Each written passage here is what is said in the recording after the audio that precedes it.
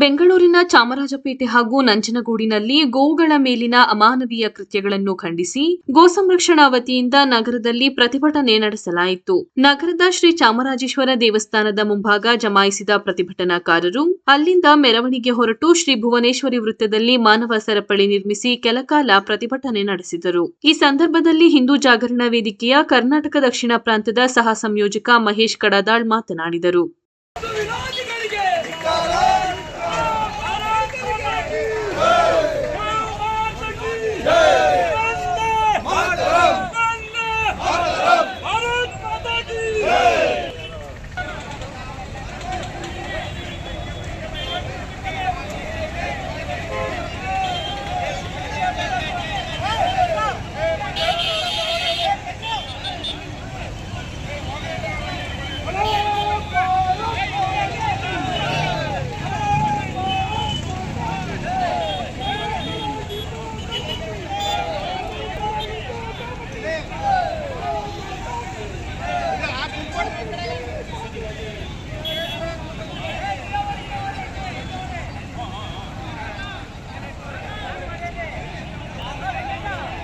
भारत माता के सनातन हिंदू धर्म के गो माता के भारत माता के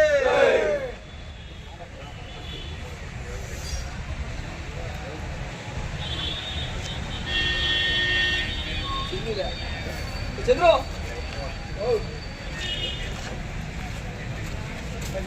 पुलिस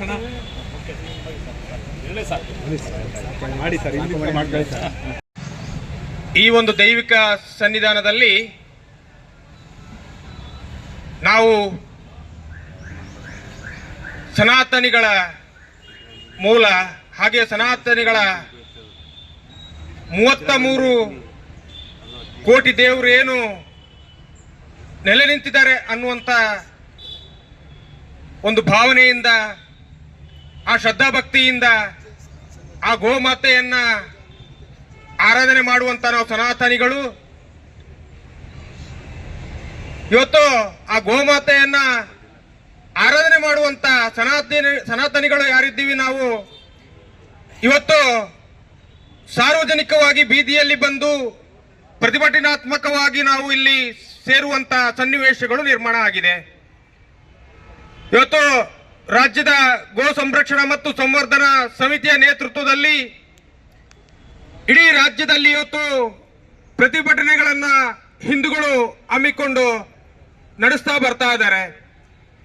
ಆ ಭಾಗವಾಗಿ ಇವತ್ತು ನಾವು ಚಾಮರಾಜನಗರದಲ್ಲಿ ನಾವೆಲ್ಲರೂ ಕೂಡ ಇವತ್ತು ಗೋಮಾತೆಯನ್ನ ಆರಾಧಿಸುವವರು ಪೂಜಿಸುವವರು ನಾವೆಲ್ಲರೂ ಸೇರಿ ಇವತ್ತು ಪ್ರತಿಭಟನೆಯನ್ನ ಈ ಭಾಗದಲ್ಲಿ ಹಮ್ಮಿಕೊಂಡಿದ್ದೇವೆ.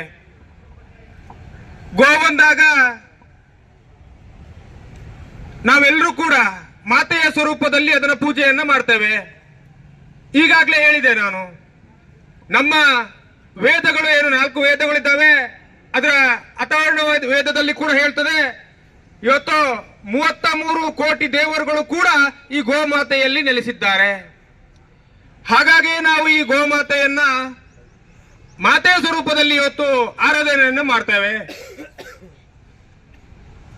ಈ ಹಿಂದೂಗಳ ಭಾವನೆಗಳಿಗೆ ಯಾವ ಯಾವ ರೀತಿಯಲ್ಲಿ ಧಕ್ಕೆಯನ್ನು ತರಬಹುದು, ಕೆರಳಿಸಬಹುದು, ಎಲ್ಲ ಪ್ರಯತ್ನಗಳನ್ನ ನಮ್ಮ ವಿರೋಧಿಗಳು ಮಾಡುತ್ತಲೇ ಬರ್ತಾ ಇದ್ದಾರೆ. ನಮಗೆ ಗೊತ್ತಿರಬೇಕು, ನಮ್ಮ ಮಠ ಮಂದಿರಗಳು ಹಾಗೆ ನಮ್ಮ ಧಾರ್ಮಿಕ ಕೇಂದ್ರಗಳು, ನಮ್ಮ ಸನಾತನಿ ಆ ಸಂಸ್ಥೆ ಆ ಪದ್ಧತಿಯ ವಿರುದ್ಧ ಇವತ್ತು ನಮ್ಮ ವಿರೋಧಿಗಳು ಹೆಚ್ಚು ಷಡ್ಯಂತ್ರಗಳನ್ನು ಮಾಡ್ತಾ ಬರ್ತಾ ಇದ್ದಾರೆ. ಅದರ ಒಂದು ಭಾಗವಾಗಿ ಇವತ್ತು ಗೋಮಾತೆ ಏನಿದೆ ಇದನ್ನು ಕೂಡ ಹತ್ಯೆಯನ್ನು ಮಾಡುವಂಥದ್ದು, ಇದನ್ನು ಕೂಡ ಕೊಯ್ಯುವಂಥದ್ದು ಎಲ್ಲವೂ ನಡೀತಾ ಇದೆ. ಅದು ಒಂದು ಭಾಗ. ಆದ್ರೆ ಇತ್ತೀಚಿನ ದಿನಗಳಲ್ಲಿ ಇದೇನು ಆಂತರಿಕವಾಗಿ ನಡೀತಾ ಇತ್ತು, ಇದು ಬಾಹ್ಯವಾಗಿ ಇವತ್ತು ಸಾರ್ವಜನಿಕವಾಗಿ ನಮ್ಮ ವಿರೋಧಿಗಳು ಮಾಡುವಂತ ಪದ್ಧತಿಯನ್ನು ರೂಢಿಸಿಕೊಂಡು ಬರ್ತಾ ಇದ್ದಾರೆ. ಹಾಗಿದ್ರೆ ಮೊನ್ನೆ ಬೆಂಗಳೂರಿನ ಚಾಮರಾಜಪೇಟೆಯಲ್ಲಿ ಏನು ವಿನಾಯಕ ನಗರ ಅಂತಿದೆ, ಈ ವಿನಾಯಕ ನಗರದಲ್ಲಿ 3 ಹಸುಗಳ ಗೆಚ್ಚಲನ್ನ ಕುಯ್ಯುವಂತ ಹೇಯ ಕೃತ್ಯವನ್ನ ನಮ್ಮ ಈ ಸಮಾಜದಲ್ಲಿ ವಿರೋಧಿಗಳು ಮಾಡಿದ್ದಾರೆ. ಹಳೆ ಈ 3 ಹಸುಗಳ ಕೆಚ್ಚಲನ್ನ ಕುಯ್ಯುವಂತ ಈ ಹೇ ಕೃತ್ಯವನ್ನ ಆ ಕಟುಕರು ಮಾಡಿದ್ದಾರೆ ಅಂತ ಆದ್ರೆ ಅದರ ಹಿನ್ನೆಲೆಯನ್ನು ಒಮ್ಮೆ ನಾವು ಕೆದಕುವಂತ ಕೆಲಸವನ್ನ ಮಾಡಬೇಕು. ನಮಗೆ ಅನಿಸಬಹುದು ಯಾರೊಬ್ಬ ಬಂದು ಕೆಚ್ಚಲನ್ನ ಕುಯ್ದಿದ್ದಾರೆ ಅಷ್ಟು ಮಾತ್ರ ಮೇಲ್ನೋಟಕ್ಕೆ ಅನಿಸಬಹುದು. ಈಗಾಗಲೇ ಅದಕ್ಕೆ ಪೂರಕವಾಗಿ ಸರ್ಕಾರ ಕೂಡ ಹೇಳ್ತಾ ಇದೆ, ಯಾವುದೋ ಹೊರ ರಾಜ್ಯ ಬಿಹಾರ ರಾಜ್ಯಕ್ಕೆ ಸೇರಿದಂತ ಒಬ್ಬ ಕಟುಕ ಈ ಹಸುವಿನ ಕೆಚ್ಚಲನ್ನ ಕುಯ್ದಿದ್ದಾನೆ ಅನ್ನುವಂತ ಒಂದು ದಾರಿ ತಪ್ಪಿಸುವಂತ ಹೇಳಿಕೆಯನ್ನ ಮಾಡಿದ್ದಾರೆ. ಅದಕ್ಕೆ ಪೂರಕವಾಗಿ ಆ ವ್ಯಕ್ತಿಯನ್ನ ಕೂಡ ಬಂಧನವನ್ನ ಮಾಡಿದ್ದಾರೆ.